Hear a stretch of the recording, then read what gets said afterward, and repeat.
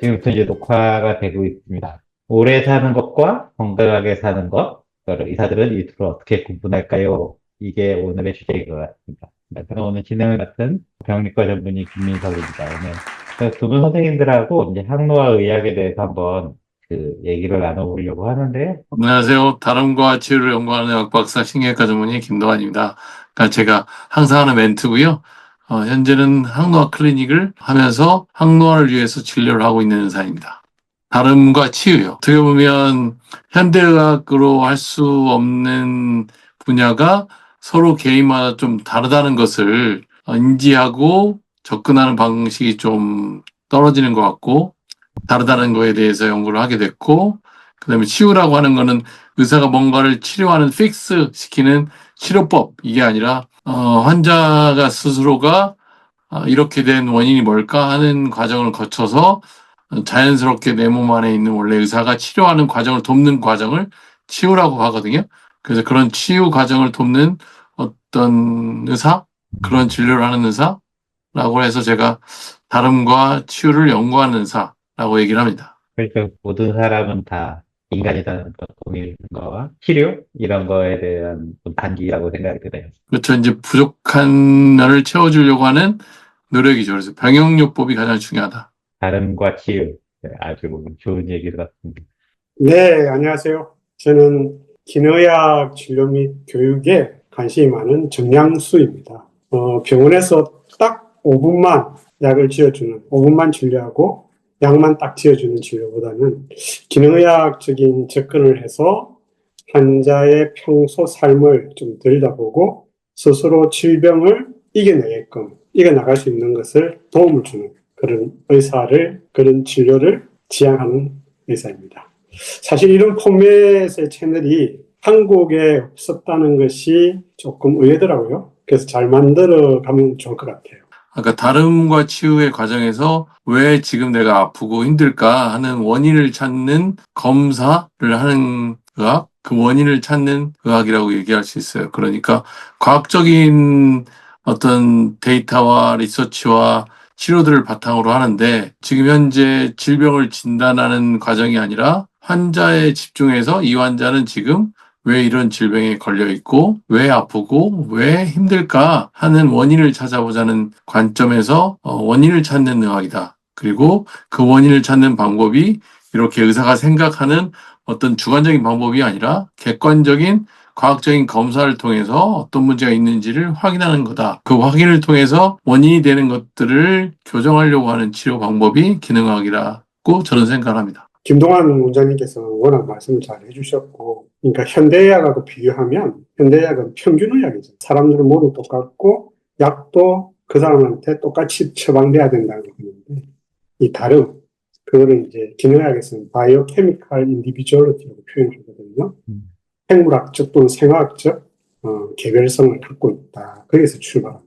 그래서 같은 질병을 앓고 있다 하더라도 우리는 다르게 접근해서 그 사람한테 그런 처방을 하고 그 사람한테 맞게끔 치유를 도와주는 거죠. 저도 이제 병리과라는 거를 했는데요. 병리과라는 게 그 병의 이치를 연구한다.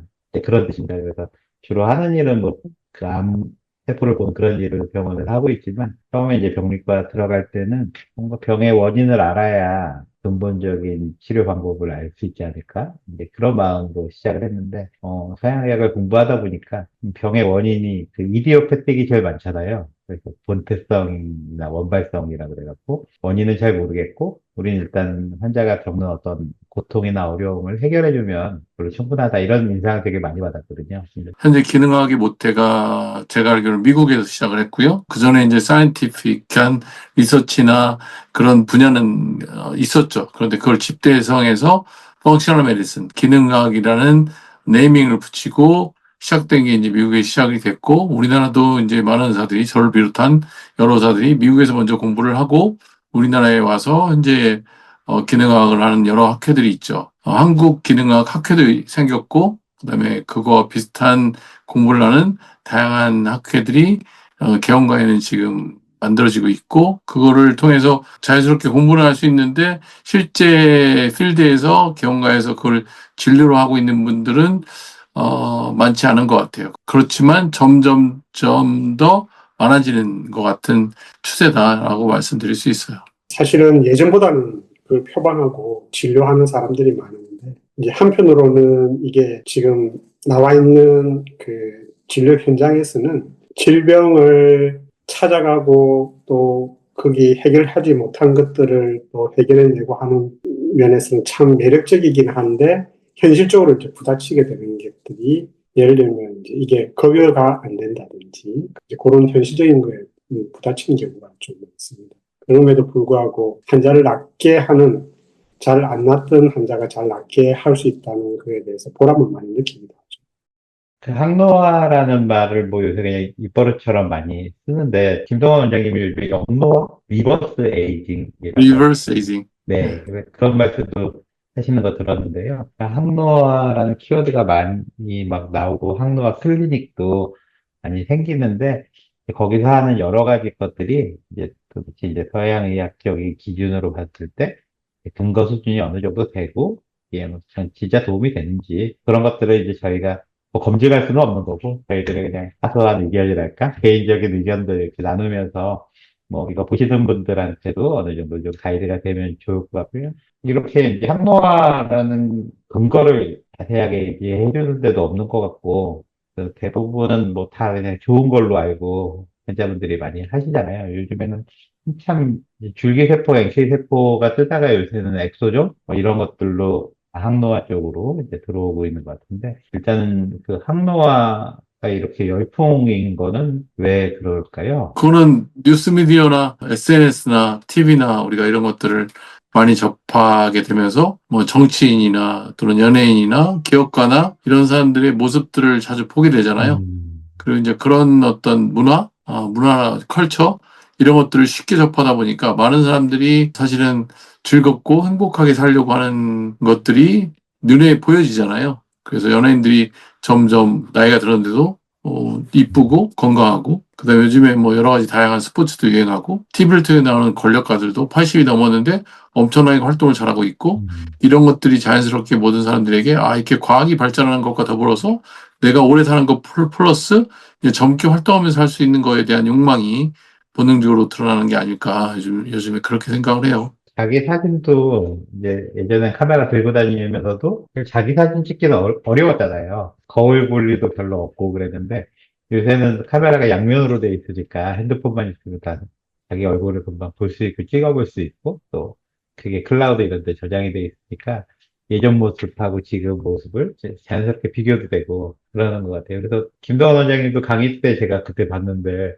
몇 년 전에 사진하고 지금하고 이렇게 보면 점점 젊어지시는 것 같고, 오늘 화면에서 뵌 게 요즘에 본 게 중에 제일 젊어 보이시거든요. 그리고 2년 전에 시작을 해서 지금 3개월 간격으로 사진을 찍고 있거든요. 그냥 아무 아, 조명 없이 현실감 있게. 그래서 음, 목표는 아까 얘기한 대로 영노화 말씀하셨듯이 영노화를 해볼까 하는 생각을 하고 있죠. 일단 외모를 볼 때 남들이 볼 때 젊어졌다 하는 게 영노화고, 근육이 없었는데 운동하면 근육 생기잖아요. 네. 그럼 근육이 생기면 근육으로 볼 때는 근육에 있는 줄기세포가 근육을 만든 거잖아요. 그러면 네. 그거를 기준으로 볼 때 힘이 더 세지고 뭐 유연성이 더 좋아지고 민첩성이 좋아지고 이런 것들을 우리가 젊어진다고 얘기했다면, 근육을 만들거나 몸을 만드는 과정도 영노화다. 부분적으로를 합해서 전체가 다 영노화가 되어야 되는데 노력하면 될 것 같아요. 우리가 재활이라고 하는 분야도 어떻게 보면 영노화거든요. 또 뇌졸중 환자가 재활을 해가지고 다시 기능이 돌아오는 거,